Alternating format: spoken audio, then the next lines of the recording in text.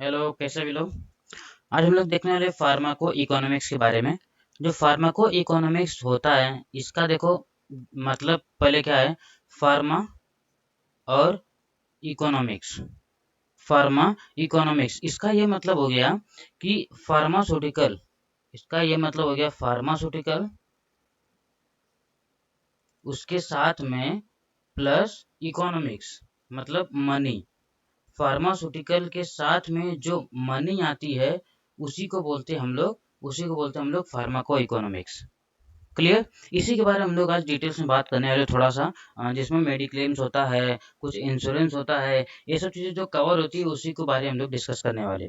तो क्लियर। तो देखो, जो फार्माको इकोनॉमिक्स होता है इसका ये मतलब होता है कि जो हम एनालिसिस करते हैं, जो ड्रग थेरेपी होती है उसमें हेल्थ केयर जो सिस्टम रहता है और सोसाइटी के बारे में उसके बीच में अगर हम लोग एनालिसिस करते हैं उसी को बोलते हैं फार्माको इकोनॉमिक्स। क्या होता है कि कॉस्ट ऑफ ड्रग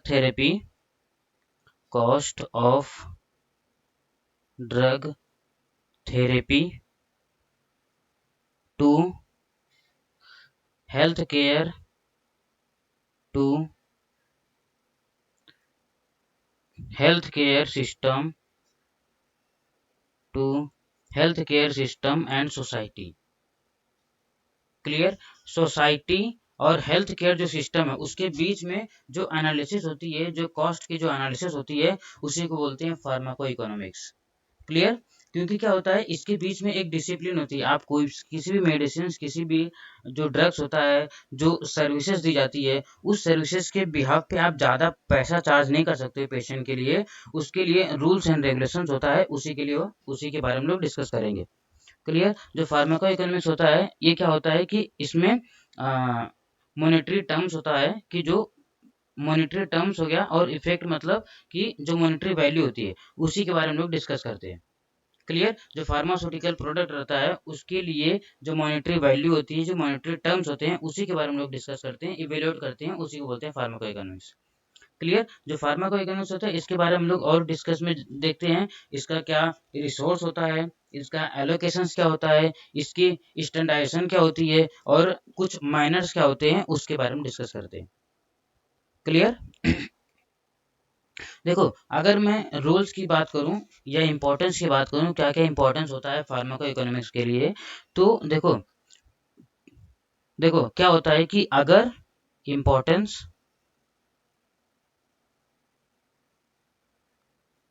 देखो इम्पोर्टेंस में क्या हो गया कि जो हमारा ड्रग है, पहले से कोई ड्रग है, क्योंकि अगर रिसर्च मॉलिक्यूल रहता है तो जिसने भी रिसर्च किया है तो वो गवर्नमेंट को प्रपोजल देता है कि मैंने इतना उसके ड्रग को खोजने के लिए इतना मैंने उस पे इन्वेस्ट किया है। तो उसको जो पूरा इन्वेस्ट हुआ है इसके लिए पूरा टाइम दिया जाता है आपको, 4 ईयर, 5 ईयर, 10 ईयर्स जो भी टाइम रहेगा उस टाइम तक ये वाला जो मॉलिक्यूल्स रहेगा, इस मॉलिक्यूल का कोई भी जो मेडिसिन रहेगा वो मार्केट में अवेलेबल नहीं रहेगा, सिर्फ आपके पास रहेगा। तो उसका जो कॉस्ट रहेगा वो ज़्यादा रहता है, उसका कॉस्ट ज़्यादा रहता है। लेकिन जब उसका मोनोपोली खत्म हो जाएगी तो उस टाइम पे जब मार्केट में आता है तो फिर अगर वो समझ लो ड्रग्स जो भी है, जो भी मॉलिक्यूल्स है मार्केट में अभी प्रेजेंट नहीं है, सिर्फ एक कंपनी के पास प्रेजेंट है।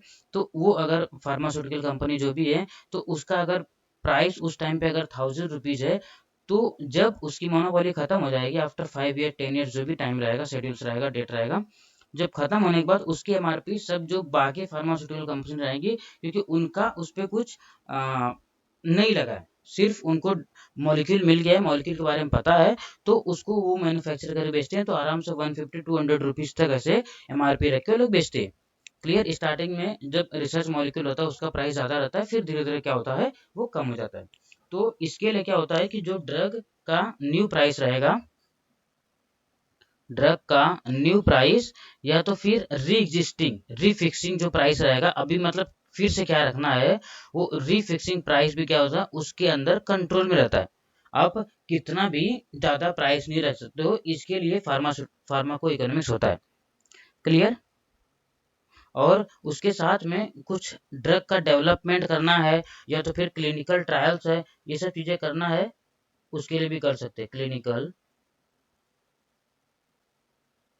Clinical trials. क्लियर। उसके बाद में कुछ भी ड्रग का जो मॉलिक्यूल है उसको उसको फाइनलाइज करने के लिए, उसका जो फॉर्मूला है उसको फाइनलाइज करने के लिए भी रिस्पॉन्सिबल होता है। जो भी फॉर्मूला है उसको भी कंट्रोल करता है, कौन सा फॉर्मूला रहेगा कौन सा फॉर्मूला नहीं रहेगा उसको भी कंट्रोल करता है। क्लियर।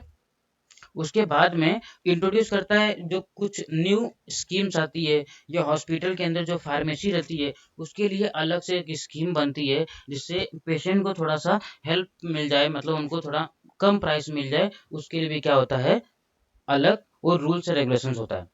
क्लियर। उसके बाद होता है ड्रग, जो भी रहेगा इंश्योरेंस रहेगा, जो रिम्बर्समेंट की जो पॉलिसी रहेगी, जो इंश्योरेंस होता है,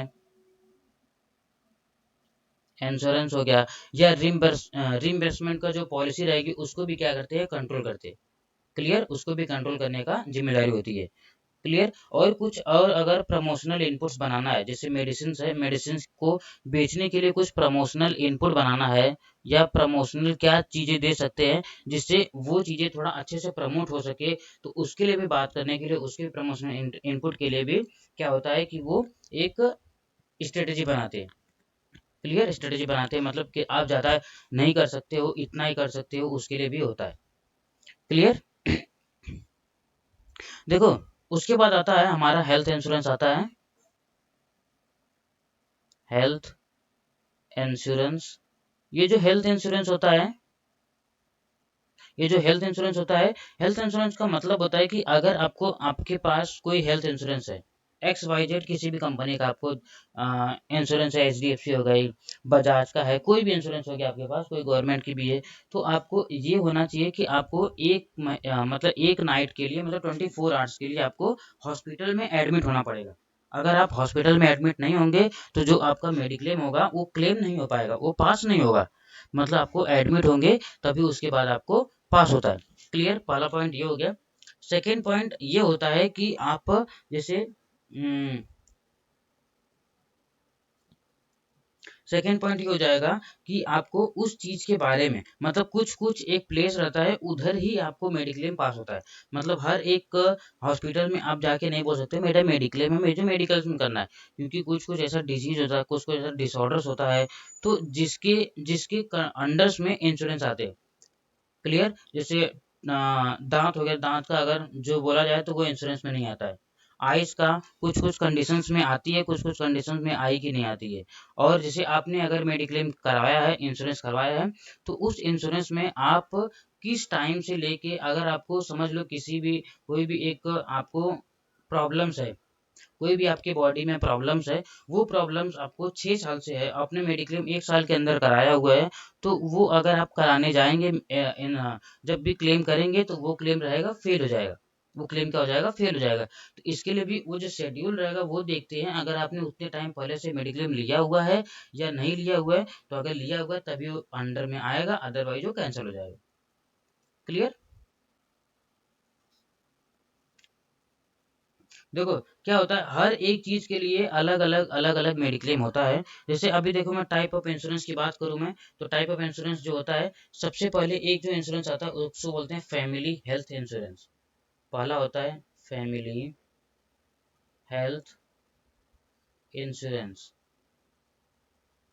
ये जो फैमिली हेल्थ इंश्योरेंस होता है, जो फर्स्ट टाइप होता है, इसमें क्या होता है, पूरी फैमिली को आ जाती है। पूरी फैमिली मतलब क्या हो जाएगी कि जैसे एक स्पाउस हो गया, किड्स हो गया, या एल्डर हो गया, तो ये लोग आ जाएंगे। क्लियर। उसमें भाई बहन नहीं आते। फैमिली का अगर हेल्थ इंश्योरेंस कराएंगे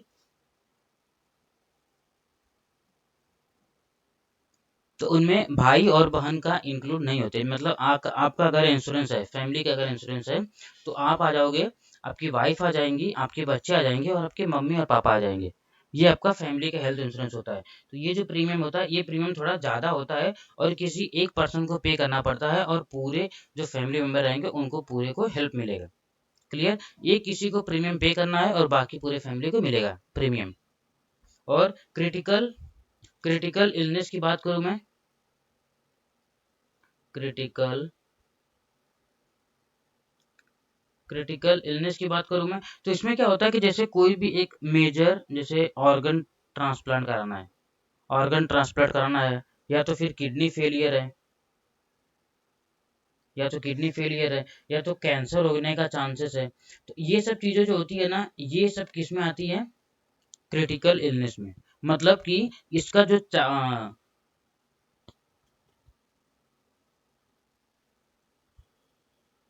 इसका जो कवर रहता है ना बहुत ज़्यादा होता है, क्योंकि जो भी डिजीज मैंने बता रहा हूँ, ऑर्गन का ट्रांसप्लांट कराना, या किडनी का हो गया, या पैरालिसिस हो गया, या हार्ट अटैक हो गया, तो ये सब चीज़ें कैसा बहुत ज़्यादा क्रिटिकल होती है। इसमें लाइफ थ्रेटनिंग का भी लाइफ थ्रेटनिंग डिजीज बोलते हैं, तो इसमें ये प्रॉब्लम होती है। तो इसके लिए इसको, इस वाले कंडीशंस को बोलते हैं क्रिटिकल इलनेस इंश्योरेंस। क्लियर। और तीसरा आता है हमारा सीनियर सिटीजन का। जो सीनियर सिटीजन्स का होता है उसमें, जो सीनियर सिटीजन्स और जो यंग रहते हैं, सीनियर सिटीजन्स और जो यंग रहते हैं, उन दोनों के बीच में अगर मैं बात करूं, तो देखो, जो सीनियर सिटीजन्स होते हैं उन लोगों के बीच में और जो बच्चे रहते हैं उनके बीच में जो प्रीमियम रहता है बहुत डिफरेंस रहेगा। अगर समझ लो एक बच्चा है, एक बच्चा है और कोई सीनियर सिटीजन है। क्लियर। तो ये जो बच्चे का प्रीमियम रहेगा ना, 3 to 4,000 मैक्स रहेगा, और इनका 30 to 40,000 रहेगा प्रीमियम। इनका कितना रहेगा? 3 to 4,000। और जो अडल्ट रहेंगे, जो सीनियर्स रहेंगे, उनका रहेगा 30 to 40,000 का प्रीमियम रहता है।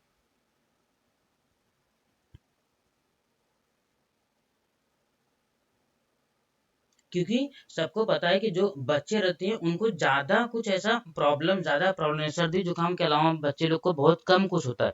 और जो सीनियर सिटीजन्स रहते हैं उनका बहुत चांसेस होता है कि आप महीने में 2-3 महीने में एक बार हो, साल में तो 2-3 बार वो लोग बीमार पड़ते ही है, और ऐसा कि हॉस्पिटल में एडमिट करना हो।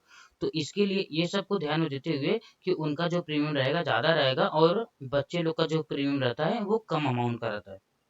क्लियर। जो सीनियर सिटीजन आते हैं वो 65 ईयर के अबव जो रहते हैं वो सीनियर सिटीजन के में आते हैं। क्लियर।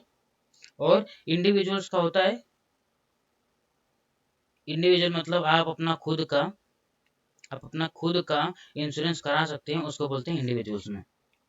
क्लियर। एक सिंगल पर्सन है, वो बीमार हुआ, वो जाके हॉस्पिटल में एडमिट हुआ, उसका जो प्रीमियम रहेगा वो अकेले आपको भरना है, और उसका जो प्रॉफिट रहेगा, उसका जो हेल्प रहेगा, उसे आपको ही मिलेगा। क्लियर। उसमें सिर्फ आप ही कवर हो पाएंगे और कोई नहीं होगा। क्लियर। इसमें हॉस्पिटलाइजेशन हो गया, सर्जिकल हो गया, और प्री और पोस्ट मेडिकेशन जो होती है वो सब चीज़ें भी कवर हो जाती है इसमें। क्लियर। और जो सीनियर सिटीजन की बात करूँ तो उनमें जो साइकेट्रिक जो बेनिफिट होता है वो भी कवर हो जाता है, साइकेट्रिक बेनिफिट्स। और बाकी चीज़ों में जल्दी साइकेट्रिस्ट का बेनिफिट्स नहीं होता है। क्लियर। वो अलग ही चीज़ होता है। क्लियर। और अगर हेल्थ मेंटेनेंस ऑर्गेनाइजेशन की बात करूँ मैं, जिसको बोलते हैं HMO बोलते हैं, HMO, मैं अच्छे से लिखता हूँ इसको, हेल्थ मेंटेनेंस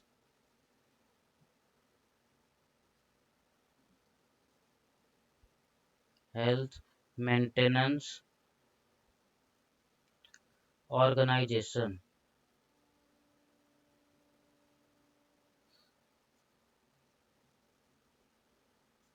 देखो, इसका मतलब ये होता है कि कुछ टाइप ऑफ इंश्योरेंस जो होते हैं वो क्या होता है, कुछ लिमिट में ही कवर होते हैं।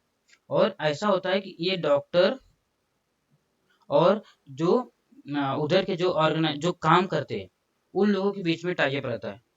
क्लियर। अब जैसे क्या होता है ना कि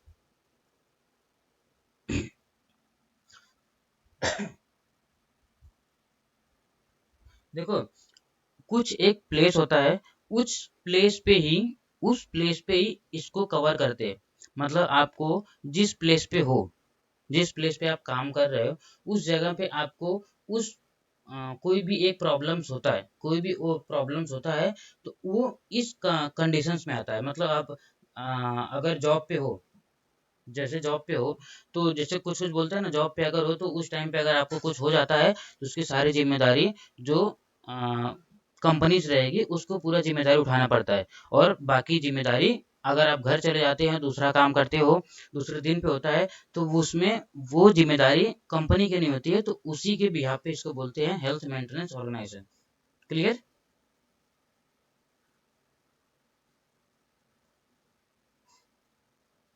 क्लियर। इतना समझ लो कि जिस एरिया पे हो, जिस जगह पे हो, उसी जगह पे अगर ये काम आता है, तो जैसे आप ऑफिस में हो, तो ऑफिस से घर जा रहे हो, तो आपका जो कवर रहेगा वो पास होगा। अदरवाइज दूसरे जगह पे आप प्रेजेंट हो, दूसरे काम से आप गए हो, तो वो पास नहीं होगा। उसको बोलते हैं हेल्थ मेंटेनेंस ऑर्गेनाइजेशन। क्लियर? अगर आप उस नेटवर्क में हो तो ही आपका पास होगा, अदरवाइज पास नहीं होगा। उसको बोलते हैं health maintenance organisation. Clear? I hope you getting my point. ये थोड़ा सा शॉर्ट था, लेकिन आपको इतना ही बस, ज़्यादा जरूरत जाने की जरूरत नहीं है। अगर आया तो 2 मार्क का या 4 मार्क का पूछा जाएगा, तो आप लिख सकते हो। क्लियर? तो see you in the next class. Thank you.